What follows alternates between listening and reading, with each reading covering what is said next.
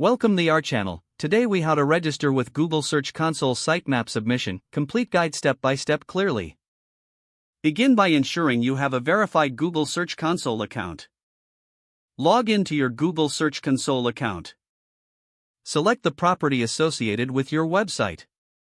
Navigate to the left-hand menu and click on Sitemaps.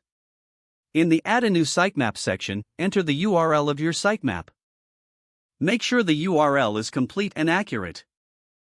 Click the Submit button to send your sitemap. Once submitted, you'll see a confirmation message indicating the status. Check the status of your sitemap submission in the Sitemaps section. Look for any errors or issues that may need attention. If there are errors, click on the error message for more details. Correct any issues in your sitemap if needed.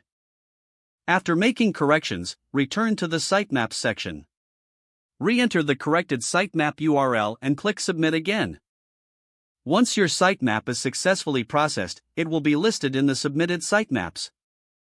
Keep an eye on the indexing status through the coverage report. Use the Search Performance Report to monitor how your sitemap impacts your site's visibility. Regularly update and resubmit your sitemap when significant changes occur on your website. If the page does not load, refresh the browser or try again in a private or incognito window.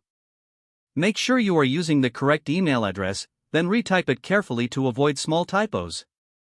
If your password is not accepted, use the reset option and create a new strong password you can remember. Check your spam folder for verification or security emails, then complete any requested confirmation steps.